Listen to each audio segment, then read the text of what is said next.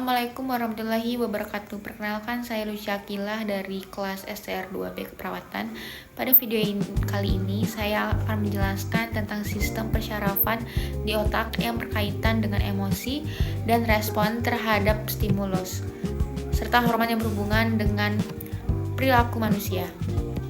Setiap hari kita menerima berbagai stimulus seperti suara, sentuhan, atau kejadian yang membuat kita senang, takut, maupun cemas. Lalu bagaimana otak memproses stimulus tersebut? Mari kita bahas. Yang pertama ada sistem otak.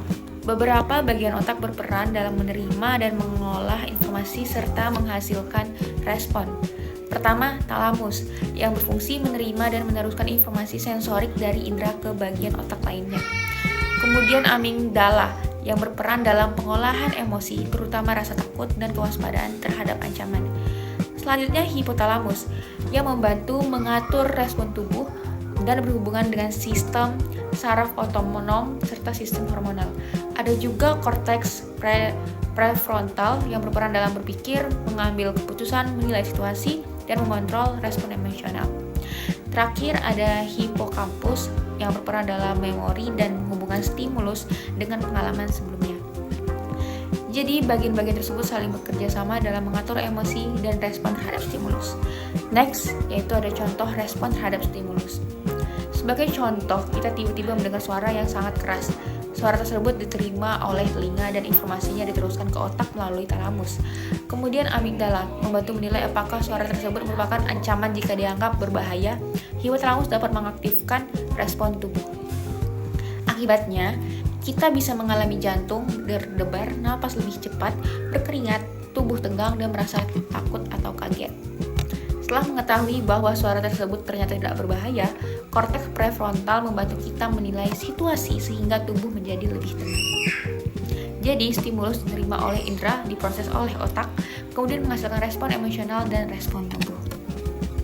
Next, ada hormon yang terkait dengan perilaku. Selanjutnya, ada beberapa hormon atau zat kimia yang berkaitan dengan perilaku manusia. Dopamin berkaitan dengan motivasi, sistem reward, dan rasa puas. Serotonin berperan dalam mengatur suasana hati atau mood. Oksitosin berkaitan dengan ikatan sosial, kedekatan, rasa percaya, dan afeksi. Kortisol berkaitan dengan respon tubuh terhadap stres. Adrenalin berperan dalam respon cepat saat menghadapi ancaman atau yang dikenal sebagai fight or flight. Sedangkan endorfin membantu mengurangi rasa nyeri dan memberikan rasa nyaman. Next, ada contoh dalam kehidupan sehari-hari. Contohnya ketika menghadapi ujian, kita bisa merasa cemas atau stres sehingga kortisol dapat meningkat.